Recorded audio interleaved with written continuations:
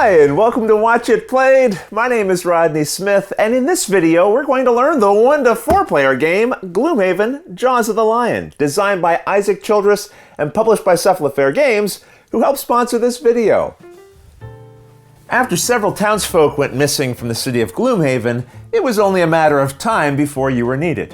You are, after all, the Jaws of the Lion, one of the area's best-known gang of mercenaries. But what begins as a simple task to find a missing blacksmith will soon turn into a sprawling, dangerous adventure. Set in the same world as the massively popular Gloomhaven, this game stands entirely on its own and takes place before the events of the original game. Everything you need is all right here, and I'm going to take you through everything you need to know. Now, to make the game easier to learn, it's been designed with 5 introductory scenarios, and each introduces the game's rules a bit at a time, so you don't have to know everything all at once to get started. For this reason, I'll be making 5 tutorial videos, one for each of those scenarios. So when you're done with your first game, check the description of this video to find links to the others. Now, before we begin learning rules, we need to organize the box a little bit. So let's take a quick look at the instructions for that. This included sheet will tell you everything you need to do, so read through it carefully as you punch out and organize the components like I've done here. Just be careful though, because some of the items are not meant to be opened yet, but again, all of that is explained here. After you've organized the game once, you won't have to do that again, and assuming you're all ready, it's time to start learning how to play the game. So let's go back to the table and dive in. There are 2 scenario books included in the game, but return this one labeled as supplemental to the box for now, and begin reading the story on the front of this one. It will give you the background story of the adventure that you're about to begin. At the bottom, you'll find a reward, and you normally earn these when playing, but all you had to do to get this one was read a bit of story. Now, if a reward says new location, then it will have a value and a code. Pay attention to those, because you now find that numbered sticker on this sheet and then put it onto the matching area of this map board as indicated by the code that was shown in the reward, in this case, B1. Here's B and here's 1, so this is the spot for the sticker. These will tell you which scenarios you can now attempt. At the beginning of the game, that means you'll just have this one as an option, but more will be added to the map as you play. The stickers are permanent, so if you'd rather not make changes to your game that can't be undone, then just track the available scenarios some other way, perhaps using a paper and pen. Now, I mentioned earlier that you'll be playing as the Jaws of the Lion, a group of mercenaries paid to find a missing blacksmith. And there are 4 different characters that you can choose from. The game itself is played over several scenarios, and the character that you pick will be yours throughout all of them. Now, if you're playing the game by yourself, then pick 2 characters to control as if you were playing as 2 people. If you have 2, 3, or 4 players, each person picks just 1 character to use, leaving any unchosen characters in the box. Most components for a character are found in these boxes that show their unique icon, and the small box will contain that character's unique figure. Among them you'll find the Demolitionist, which is good at close combat and blowing things up, while the Red Guard likes to manipulate enemies and protect friends. Hatchet here prefers range damage and looting the area for treasure, while the Void Warden likes to support the team and offer healing. After picking your character, take its figure, bag with initiative token, and also remove the contents from its larger box. The pad of papers, tokens, and packs of cards that say halt can be returned to your box. You won't need those until later scenarios. From the big deck, find the reference card, which you'll place nearby, along with the 6 cards labeled with an A here at the top. These make up your hand of abilities. The rest of the larger cards you can put back in that character's box. You then thoroughly shuffle this small deck of cards into a face-down pile beside you. Now collect one of these dials and then check the red number under the white value 1 on your character mat. This is your current level, so 1, and then this is your character's total health, 8 in this case for Hatchet. You then rotate the red side of the dial to show that health value now, but the blue side we'll ignore in this scenario. Each player should now have their character set up in front of themselves and be holding their 6 ability cards. And for this adventure, I'll be using Hatchet and the Demolitionist. But now it's time to set up the scenario itself. And you'll remember, our map told us that we can play the first one named Roadside Ambush. So let's see how we get that ready. First, open this book to the first scenario. And each of these will have a map guide somewhere that tells you which pages to play on. In this case, it says pages 2 and 3, which is what we have here. The book itself makes up the map that you play on, and it will show an area divided into spaces which are known as hexes. Spaces with these symbols are known as starting hexes, and each player puts their figure into an empty one. The scenario will also show a key or guide to the other pieces that you'll need to set up on the board during the game. This is the symbol for the Vermling Raiders, so find their bag and empty it, except for the cards. Those will not be needed for this scenario, so you can just put them back in the box. Also, find the large Vermling Raider stat card and an envelope with 6 sections on it, and then put the stat card inside with this number 1 showing here in the top corner. Then find these 20 monster attack modifier cards. They'll have this back, but also an M here in their corner. They also come packaged with some other blessing and curse cards, which look like this, but these aren't used until a later scenario, so they should be returned to the box. The remaining 20 cards you'll shuffle and then place face down nearby. The map for the scenario shows Vermling icons for where they begin on the board during the setup, but pay attention to the 3 bars shown below them. If you have 2 characters in play like you would in a 1 or 2 player game, then pay attention to the topmost bar. For 3 characters, note the middle bar, and for a 4 character game, look at the bottom. Based on the color you see, you will then either leave the space empty or put a monster there. A black bar means that the space remains empty. White means that you put a normal monster there, which will have a white base, and yellow means it's an elite monster, which will have a yellow base. And you're reminded of all of this in the tip box that you'll find near this space. You'll find some of these tips on the different scenario pages to help you remember some of these rules as you're learning them. Either way, we're setting up for a 2-character game. So we look at the top bar and it's black, and that means that this space will remain empty. This one has a white bar on top, so you take a white base and a random Vermling standee, and you put them together onto this space. While here we would put a random standee into a yellow base.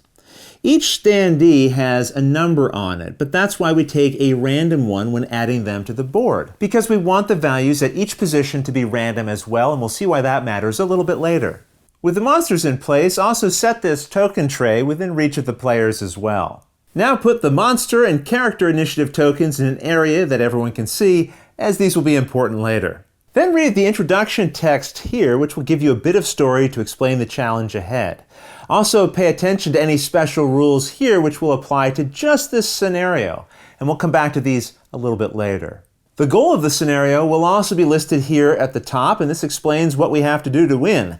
In this case, defeat all the enemies. The other sections, labeled Conclusion and Rewards, should only be read when you have successfully completed the scenario. And that's the setup. In Gloomhaven, Jaws of the Lion, players will work together to achieve a shared goal. In this case, to defeat all the Vermlings. The first scenario is not difficult to win. Instead, it will help you learn and practice the core rules of the game. The game is played over a series of rounds, and each round is broken into 4 steps, starting with card selection. Here, each player privately examines their 6 ability cards and picks 2 that they want to use as actions for that round. You can talk out loud in general terms about the actions you're hoping to take, but you can't mention specific number values on the cards or their names. We'll go over how the cards work a little later, but notice in the center they have a number. This is their initiative value. And of the 2 cards that you pick to play, choose 1 to be your initiative value for that round. It will determine when you get to perform your actions later. Lower numbers let you go earlier, higher ones go later.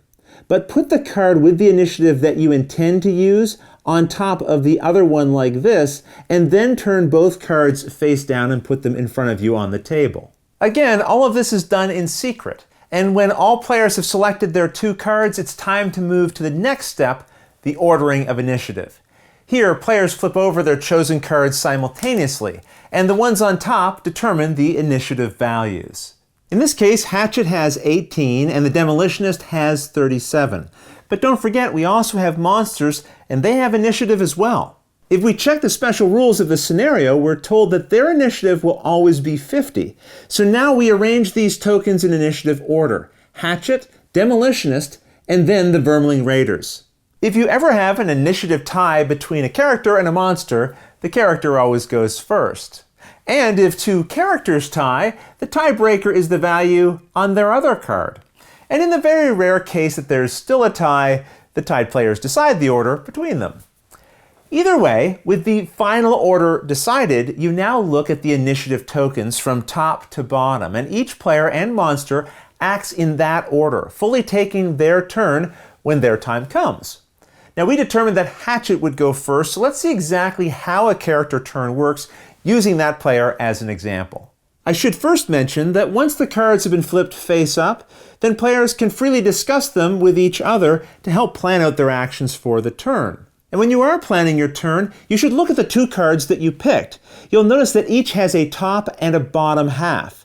You'll now pick the top half from one and the bottom half from the other to resolve. So I could do this, or this, and it doesn't matter which of these cards you chose for their initiative value. The important thing is that you can never resolve both top halves or both bottom halves. The full half of a card is known as an action, and it will contain abilities. If you see a dotted line like we have here, then that means it separates different abilities that the action will give you. So in this case, I have two different abilities. And we'll go over all of these in a moment, but just know any ability or even the entire action can be skipped when performing the half that you've chosen. So with that in mind, let's go over some of the different abilities that you'll find on the cards. And to be able to show you everything, I might change the cards that I've selected just so you can see enough examples to understand everything. Anytime you see this symbol, it lets your character move up to the number of spaces shown by the value beside it. So using this action, I could then move 5 or fewer spaces, but you must always end on an empty space. Characters can also always move through figures on their own team. And monsters can always move through monsters, again, as long as figures always end on an empty space. That said, a character can't move through a monster, and a monster can't move through a character. You'll also find some hexes that show a green border around them. These are obstacles, and nothing can move through them. You'll also find double-lined borders like this, and these are walls, and nothing can move through them either. If an action shows this symbol, then it allows you to attack a target for damage equal to the value shown with it. So a 3 in this case. But unless you're told otherwise, you cannot attack a friendly figure. This means a character can't attack another character, and a monster couldn't attack another monster. There are two main types of attacks: ranged and melee. A ranged attack will always have a range value with it, like we see here, and a melee attack won't. A melee attack can only target an enemy in a space adjacent to you, while a ranged attack can target any enemy within the value of its range. So this could target an enemy up to 3 spaces away from my character. So that means I could pick this monster as my target. But in addition to being within range, you must also have line of sight. You have line of sight to a target if you can draw at least one straight line from any part of the hex that you're in to any part of your target's hex. Obstacles and other figures never block sight. Only walls do. So even with this obstacle and these figures here, my sight isn't blocked at all to my target here. In this situation, now there's a little bit of wall between me and my target, but even here, I can still draw at least one line somewhere from my hex in a straight line to some other portion of my target's hex, and that means I have line of sight. This map is so wide open, it's actually quite difficult to find examples where figures don't have line of sight to each other, but I think I have a case here. There isn't a single line I can draw anywhere from my hex to my target's hex without touching a wall. The example you see here is a line drawn from the furthest end of my hex to my target's hex, and still I'm touching walls just on the corner, so line of sight here is blocked. Sometimes your attack will have the keyword target associated with it and a number. This means that when you make that attack, you can target that many different enemies. For example, here I could target up to 2 different enemies, up to 3 spaces away each, for 2 damage each. Just keep in mind you can't target the same enemy twice with this single attack. However, all 4 of these monsters are within line of sight and range, so we could target any 2 of them using this attack. Either way, once you have a valid target or targets For your attack, then you flip over an attack modifier card for each one from your deck. Now let me just go back to a simpler example where we just have a melee attack of 3, which would then be targeting this monster here. And I'll lay out a few examples from this deck and explain how they work. If you see number values like this, then you either add or subtract it from the damage value of your action. For example, an attack like this has a base damage of 3, and if I drew this card, it would be increased to 5. If you see a 2 times symbol, then you double the base value of the attack. Now, this would cause 6 damage. However, if you flip over this attack modifier card, it means that the attack does no damage, meaning you ignore the base damage value of the action as well. Don't forget, if your action targets more than one enemy, flip a new card for each one. Just declare which target you're resolving first, flip its card, then flip another for the next one, and so on. Each player has their own attack modifier deck, while all of the monsters in the game, no matter which ones you're playing, all share the same one. But as you go through the campaign, you'll be able to upgrade these, changing the card values inside of the decks. But for now, each deck is the same. They all have 6 zeros, 5 plus ones and 5 minus ones, a single +2 and a single -2, as well as 1 times 2 and a cancel value. Some effects give an attack advantage or disadvantage. For example, if Hatchet performs a ranged attack, but the target is in an adjacent space, it's still considered a ranged attack, but it becomes disadvantaged. It's hard to throw an axe at someone directly in front of you. Not that I have personal experience with that. Just take my word for it. When an attack has disadvantage, you draw 2 attack modifier cards for the target, and then you must pick the worst one to resolve. Now, if an attack has advantage, you still draw 2 cards, but you pick the best one.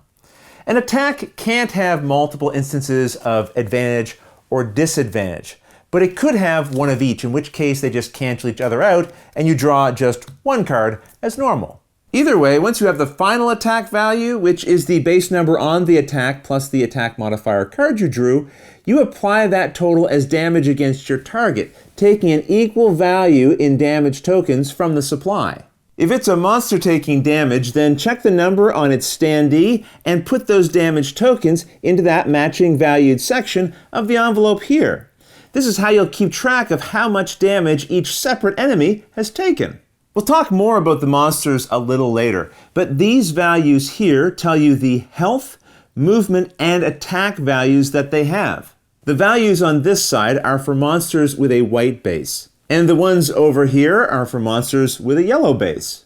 This monster, for example, has a health value of 5, and if a monster ever has damage on its section equal to or higher than its health, it is killed and removed from the map. You also return any tokens it had on its section of the envelope back to the tray. Now, if it's a monster doing damage to a character, you show that by subtracting the total amount from the character's health dial here. If a character ever reaches 0 on their dial, they are immediately exhausted. Their piece is removed from the map, and they will no longer take turns during the scenario. But they are not considered dead. They will fully refresh at the end of the scenario. But if all of the characters become exhausted, then the scenario is lost. And we'll talk more about what happens when a scenario is lost a little bit later.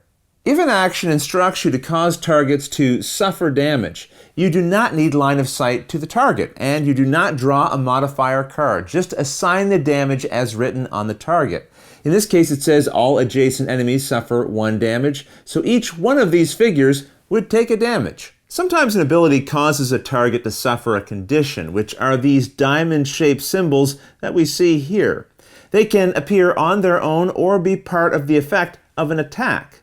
And even if an attack does no damage, the condition will still be applied. For example, if I did this attack and then drew this modifier, I would still apply the muddle condition to my target. Conditions are represented by these tokens in the tray, and if targeting a monster, they go into their section of their stat card. If a monster applies a condition to a character, you place it into this area of your mat. There are a variety of different conditions, but only 4 will appear during the scenario, and each are explained on your reference card, but we'll go through these quickly now.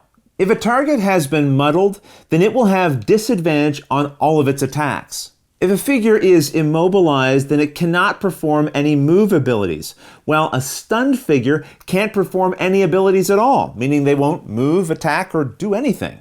But not all conditions are negative. If a figure has strengthened, then all of its attacks gain advantage. A figure can only have, at most, one of each condition, and they last until the end of its next turn, and then they go back to the supply. So if I had a condition, but hadn't gone yet this round, then after I do, the condition will be removed. If I get a condition, but I already acted earlier this round, then it will get removed at the end of my turn in the next round. And the same goes for monsters who suffer conditions. Moving on, this is the heal ability, and its value is how much damage you remove from that character itself or another character within any range that it lists. And anytime you see an effect with the word self, it means the figure can only pick itself as the target of the ability. When healing a character, rotate its dial, but you can never gain more health than its normal maximum, which you'll remember is the value shown under the number 1 here on its mat. If a monster heals, you remove that many damage tokens from its section. The Demolitionist has abilities that can destroy obstacles within a certain range. For example, here it says destroy 1 obstacle within a range of 3. If an obstacle is made up of multiple hexes, then as long as the Demolitionist has range to at least one of them, the entire thing is destroyed. To show this, you put one of these destruction tokens on each hex. And from now on, this means that figures can move onto or through them. The Void Warden has abilities like this that can give actions to other figures, sometimes allies and sometimes enemies. And these will explain here what kind of actions they grant. But if another figure is given the option to attack, then it will always draw cards from its own attack modifier deck, unless instructed otherwise. Just keep in mind, a figure that has been given an action is not taking their full turn. They are just getting to perform an action as part of the Void Warden's turn. And with that, you now know everything necessary to play and resolve actions. And when you've finished either the top or bottom half of a card's action, you put it into your discard pile, which is here to the left of your character mat. Players will resolve turns until it comes to the monster's turn in the initiative order. And when monsters go, all of the standees of that type will act. We only have one kind in this scenario, the Vermling Raiders. So every one of those monsters will take a turn in order from lowest to highest based on the numbers printed on their pieces. The catch is that elite monsters, the ones with yellow bases, will always act before the normal ones in their group. So in this case, this monster here will go first, and then this one, which is number 2, this one, which is number 3, and then finally this one, which is number 4. And a single monster always fully takes its turn before the next one goes. Now, when a monster activates, it picks a single character to focus on, which is the one that it can attack using the least amount of movement. Then it will move towards that target. In this scenario, monsters only attack once they get adjacent to a character. So they will focus on the character that would take the fewest number of hexes to get adjacent to. On its turn, a monster only moves as many spaces as the value beside its move symbol. So for this white-based Vermling Raider, just 1 space. But when determining which character will get its focus, it doesn't matter if the monster can reach its target. Instead, pretend that the monster has infinite movement, and based on that, check for the target, which would require the shortest path to get to it, keeping in mind that it does not need line of sight to its target. For example, if this monster was going, then the closest character is here, so it becomes the focus. Now remember, when determining focus, a monster doesn't just pay attention to which character is closest, but instead checks how many spaces it would have to move to get within attack range of it. For example, in the case of this monster, Hatchet appears to be closer, only 1-2 spaces away. But for this Vermling Raider to attack, they would need to be adjacent to their target. And that would mean moving to at least this spot here, which is 1, 2, 3, 4 spaces away, or moving through these Vermlings, which again would be 1, 2, 3, 4 spaces. With that in mind, it means this Demolitionist is actually closer at 1, 2, 3 spaces away, so it would become the focus of this monster. If the Demolitionist had instead been in this space, well now the two characters are equally distant from this monster, and when that's the situation, the character who was earliest in the initiative order would get the focus, so Hatchet in this case. Now, if a monster already has a character in its attack range when it activates, like this one does, then that character becomes its focus. Going back to our original example though, with this monster activating, we know the Demolitionist is its focus. And once it has focus, it will move a number of spaces towards its target, equal to its move value, which we saw is 1. In this case though, it has an option. It could move either here or here, and both would bring it closer to its target. When there are two or more equally valid paths a monster can take, the players decide where it goes. Now again, it doesn't matter if the monster doesn't get within attack range of its target during the turn. The important thing is that it will move in order to try to get within range. However, if moving doesn't cause the monster to get closer to its target, then it won't move. Now if this monster had a total movement of 2, it could go 1, 2 like this and be adjacent to the target. However, it only has a movement of 1. So that means it could only go here, but this brings it no closer to the Demolitionist than it already was, so it will just stay put. If when checking for focus, it would be completely impossible to attack the closest target, even if the monster could move infinite spaces, then it will pick a different focus. For example, this Demolitionist is closer, but there are no free spaces adjacent to it, so the monster would instead focus on this character and move towards it instead. Let's pretend, though, that it had been impossible to get to any valid hex to attack any character. In a case like that, the monster will just not move at all, not even to try to get a little closer. With monster movement understood, after it moves, if it is now adjacent to its focus, or if it had already been adjacent to a character, it will attack using its base damage value, which is shown here, and then you add to that a card flipped over from the monster attack modifier deck. That final total is then subtracted from the target's health. And once a monster has been activated, the next monster from that set with a higher number takes its turn, and so on.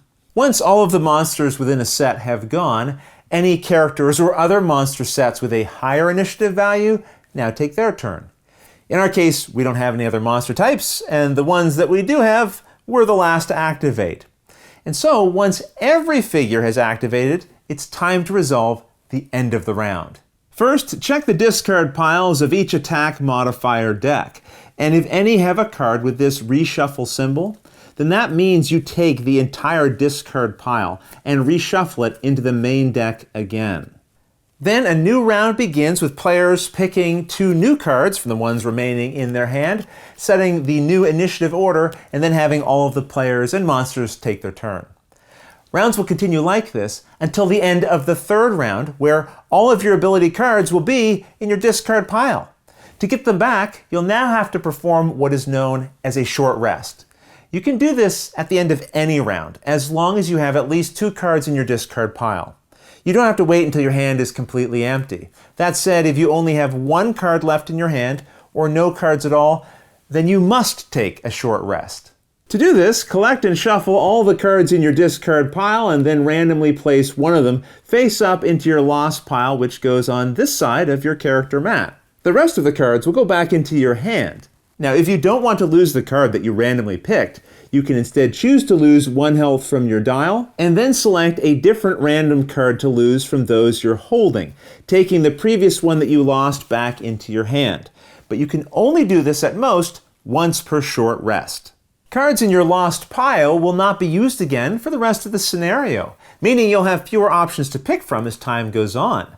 And after enough rounds and short rests go by, characters will run out of cards to play because they'll all be in their lost pile. And if you're unable to play 2 cards at the start of a round because you don't have at least 2 in your hand, then your character is exhausted and removed from play, just like when your health dial hits 0. This means you'll want to ensure you aren't taking too long to achieve the goals of your scenario. And with that, you now know everything you need to know to finish playing the first scenario. Any symbols or components that you might see in the box that we haven't talked about, well, don't worry. We'll learn about those in a later video. The game will continue until it ends in victory, as soon as the players have killed all the vermlings. Now, you shouldn't fail this first scenario, but if somehow you do, check page 16 of the rulebook, or watch the next video in this series to learn what happens when you lose. However, once you do complete a scenario, it's time to collect your rewards. First, read the conclusion text here, and then we see a new location in the rewards section. And this means that we would place this new sticker on the city board map, in this case the one for Scenario 2. You then mark off the box for Scenario 1, which you've just completed, to indicate that you cannot replay this one again. Now players refresh their characters by taking back into their hand all of their ability cards from their discard and lost piles. You also remove any conditions that you might have, and you reset your dial to your maximum health value. Each player now takes one character sheet from this pad in their box, which they'll use to track information during the campaign. This means we're about to make things even more permanent, so make sure you're happy with your chosen character, and if not, pick a different one and collect all of its materials and take its sheet instead. Now give your character a name, putting it here, and then circle the one next to level. This is a reminder that your character is at level 1. The rest of the sheet we'll learn about in future scenarios and videos. It's also time to upgrade your abilities. Among the ability cards that you left in the box, find the 2 that are labeled with a letter B here at the top, and then find the abilities in your hand labeled with an A that have the same names. You'll notice these are called Close Cuts and Center Mass, which match the names of the ones labeled with a B. These you'll add to the ability cards in your hand, but you remove the 2 old cards for the rest of the campaign. These new cards will have some new icons and terms, but we'll learn about them more in the next video. At this point, you can save your game if you wish by putting the attack modifier deck, ability cards, and the initiative token for your character in its own Ziploc bag, and then putting that and your character sheet into the big box for storage. Then when it's time to play again, it will be easy to pick up where you left off. But otherwise, that's everything you need to know to play the first scenario of Gloomhaven, Jaws of the Lion. Remember, you'll find the rules and features for Scenario 2 in the next video, which is linked in the description below when you're ready to get started. But if you have any questions at all about anything you saw here, feel free to put them in the comments below, and I'll gladly answer them as soon as I get a chance. You'll also find forums for discussion, pictures, other videos, and lots more over on the games page at Board Game Geek, and I'll put a link to that in the description below. And if you found this video helpful, please consider giving it a like, subscribing, and clicking that little bell icon so you get notification anytime we post a new video. But until next time, thanks for watching.